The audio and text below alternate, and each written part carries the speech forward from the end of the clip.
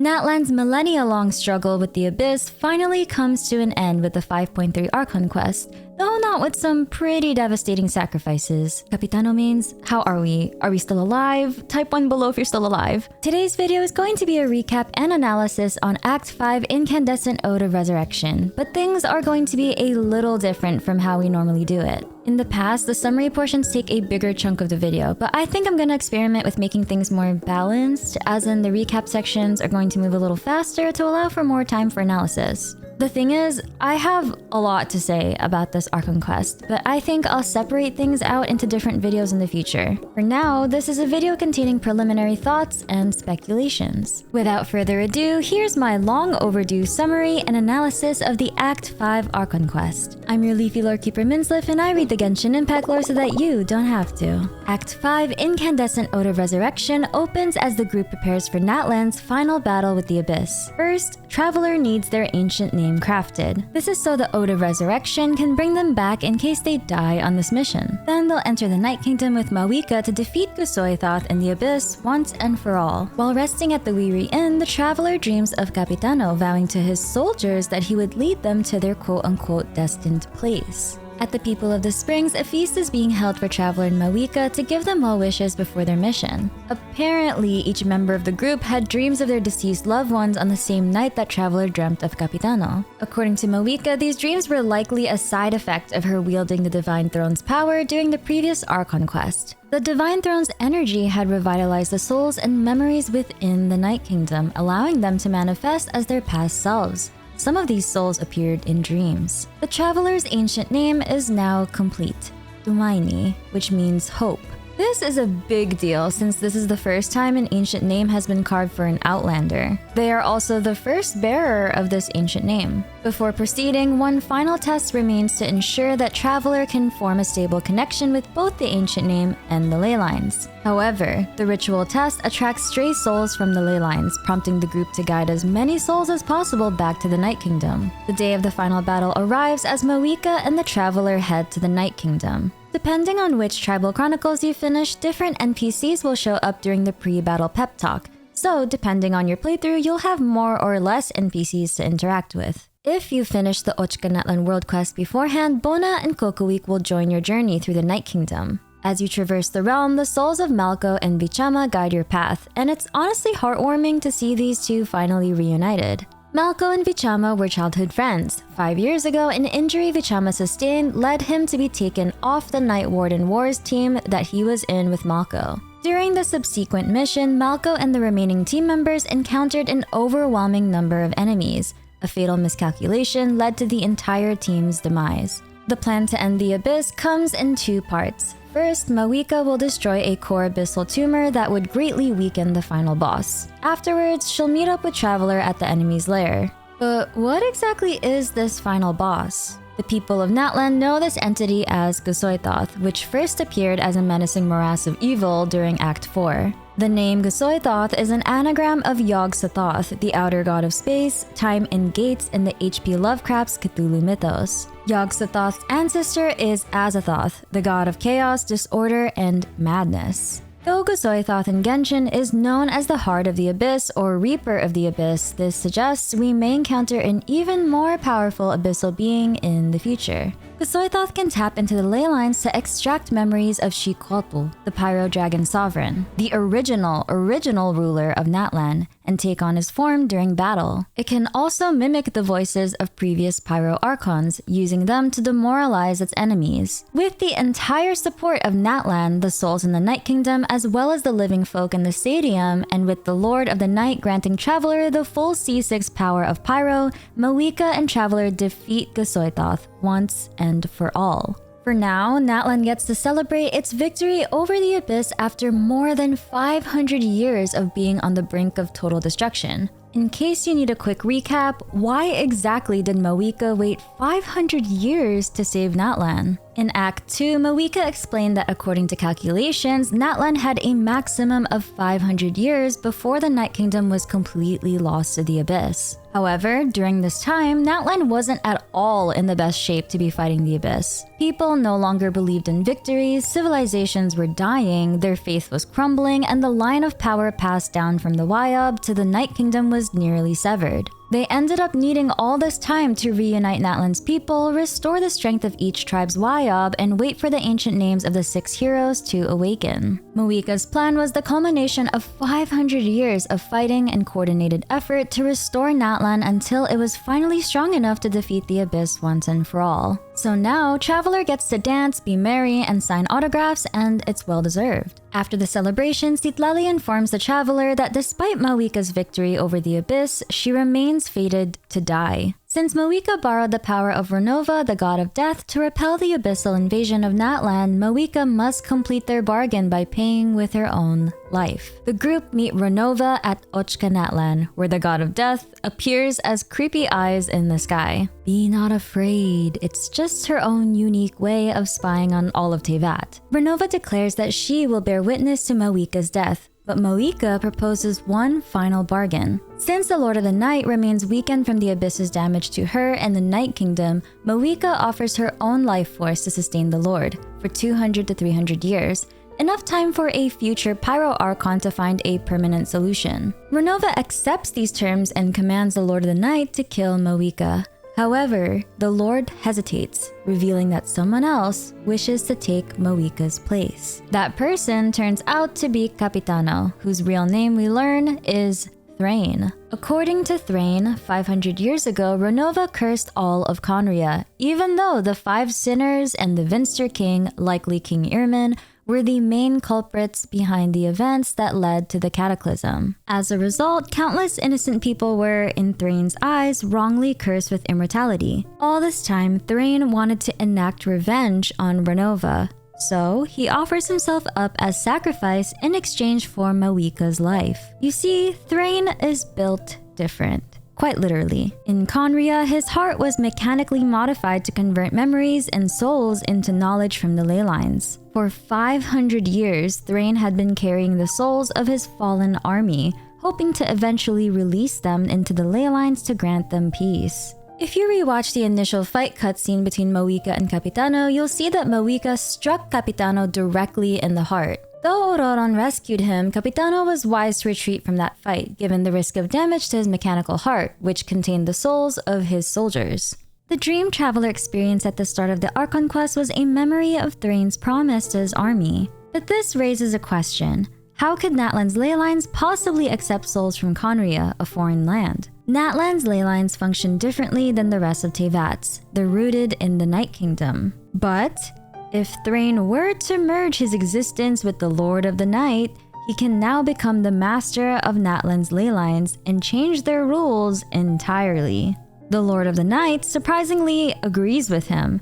As an angel, her sole purpose is to guide and protect humanity, and their goals align perfectly since Thrain envisions a kinder and fairer set of rules for NATLAN's ley lines. But there's a catch. Being from Conria, Thrain also has the curse of immortality on him. Ronova, the god of death, established 2 rules. 1, the curse of immortality, and 2, death as the price for using her powers. So if Capitano were to offer his own life instead of Mavuika's, it would trigger a paradox, and basically 2 giant middle fingers to Renova's rules. Capitano can't die because he's immortal, so her price of death will never be paid. His form of revenge is this paradox. She can't break both of her rules since doing so would uproot the natural order of this world, and no one is ready for the consequences of that.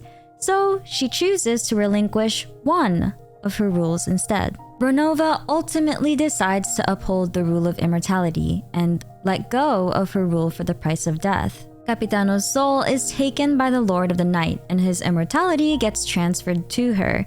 And this actually accomplishes a couple things. The Lord of the Night stated that she was severely weakened due to abyssal corrosion in the Night Kingdom.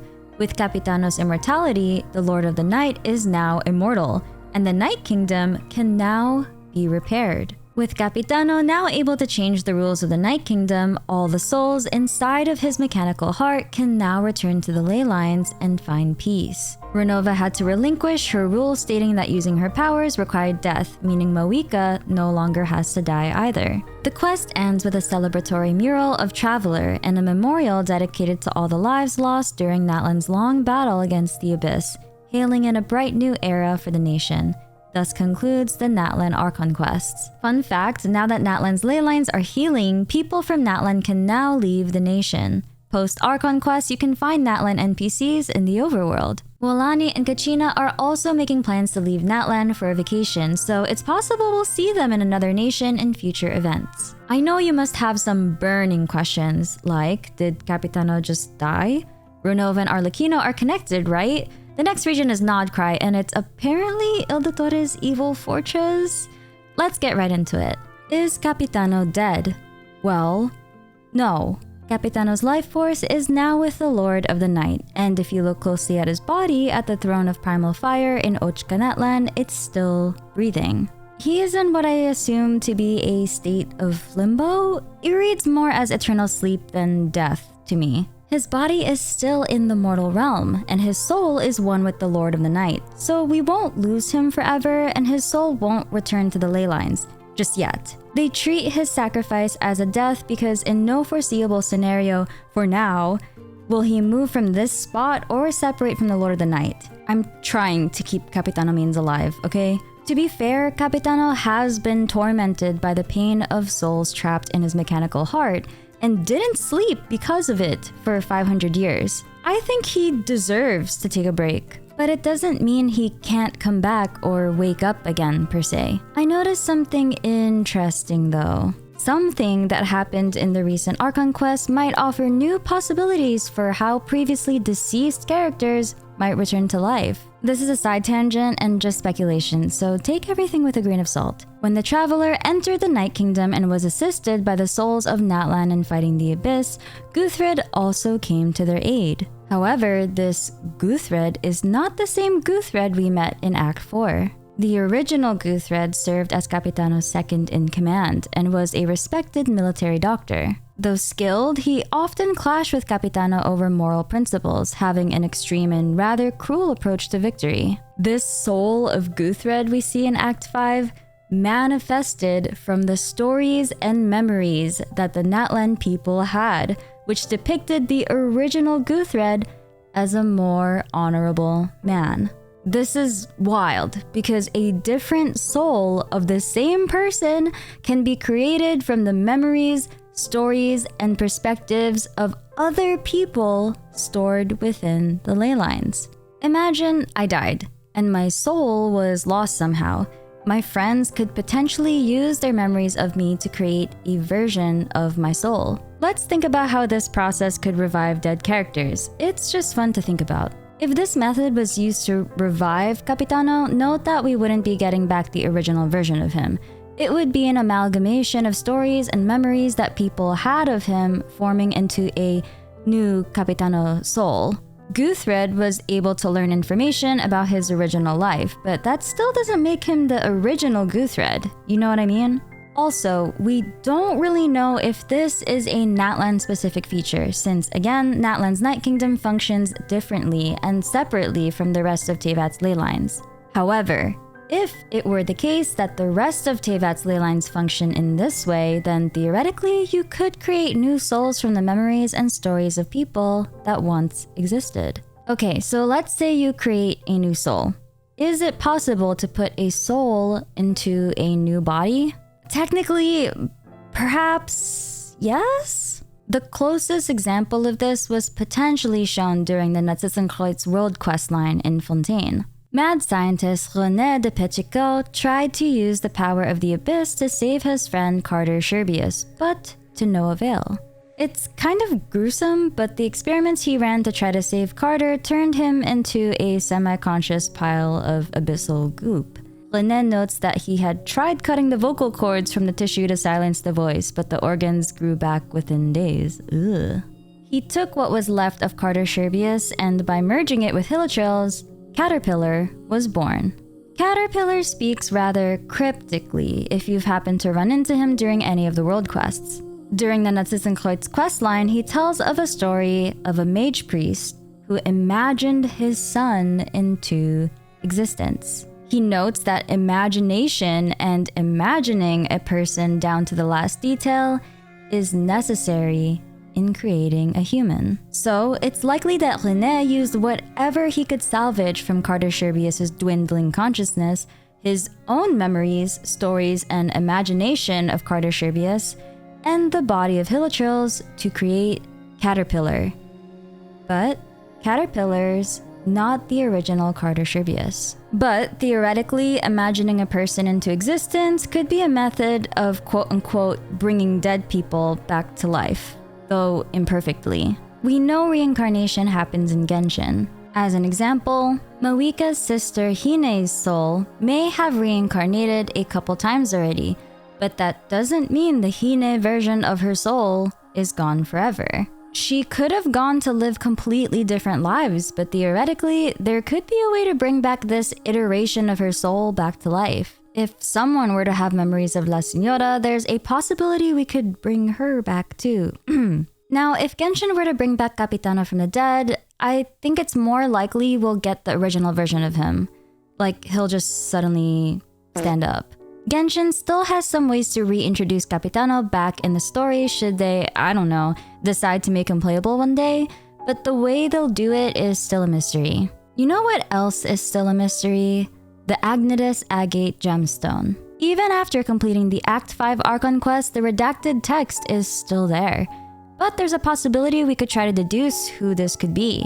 If you happen to read the Obsidian Ancient Name item description from the Archon quest, you may have noticed something odd about how it describes Xbalanque. To quickly recap, Xbalanque was the first Pyro Archon who killed the Pyro Dragon Sovereign and established the rules of NATLAN by bargaining with Ronova, the god of death. Undoubtedly, he's widely remembered as a hero throughout the nation, but Traveler's Obsidian Ancient Name says something quite different. Fathom the words of Xbalanque. Perceive his 1,000-year-old lie.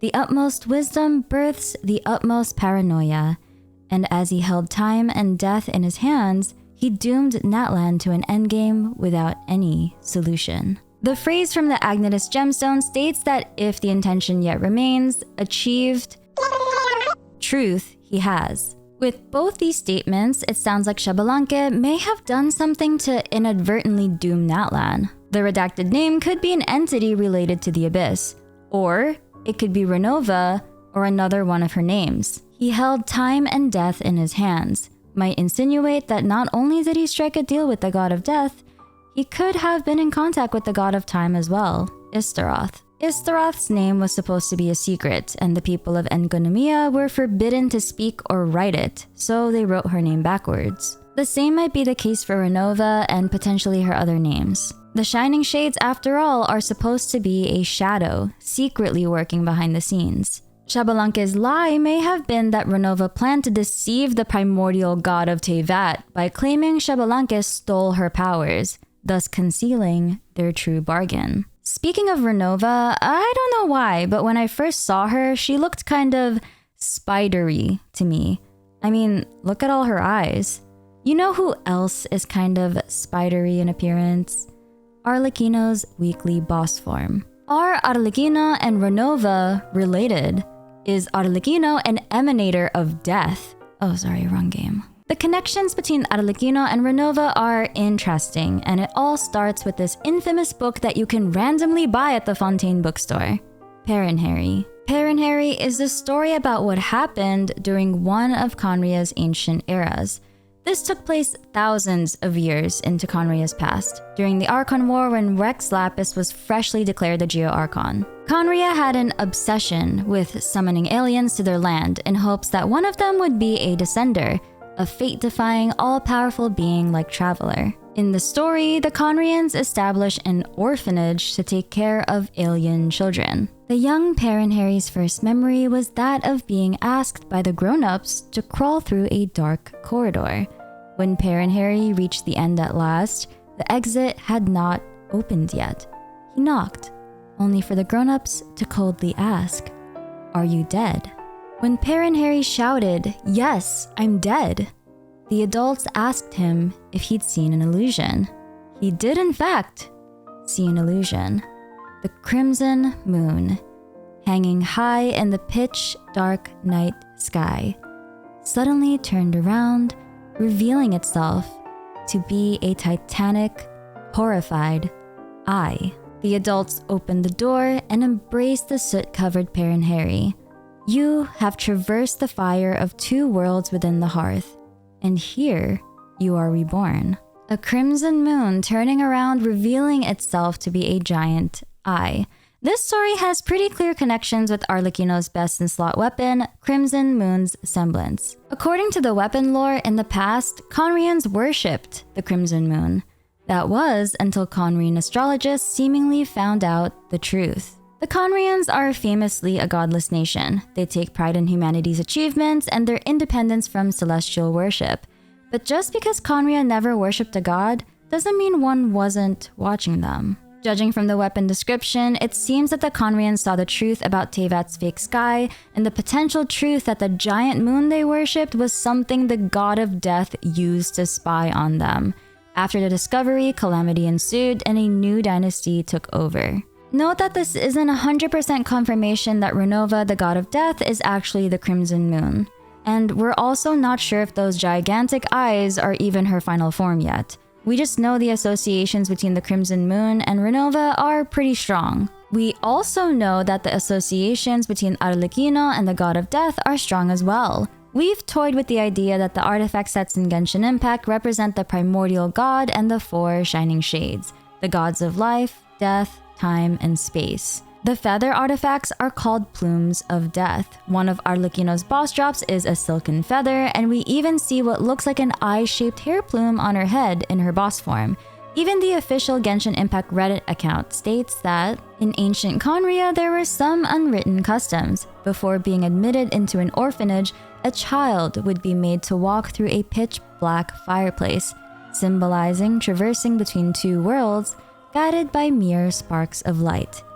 Then she would be reborn. A massive literary nod to Perrin Harry's story. We even see what appears to be one of Ronova's eyes on Arlecchino's character demo. Is Genshin trying to tell us that Arlecchino is Ronova? Well, no. There's still some missing pieces in order to tie all 3 together. We're not yet sure if Ronova is actually the Crimson Moon, only that there are connections, but the connections aren't crystal clear. We do know that Arlecchino has associations with the Crimson Moon and the concept of death, but we don't necessarily know if she has anything to do with Ronova. For now, it's good to just hang on to these correlations until we get more information about them in the future. It kind of stinks, but admittedly, the concrete information about the Shining Shades and these hidden gods are coming a little late into Genshin's story, but we'll talk more about this at another time. This might not be the first time we're seeing a Shining Shade or hidden god, actually. In fact, one of our first encounters in the entire game might have been with one.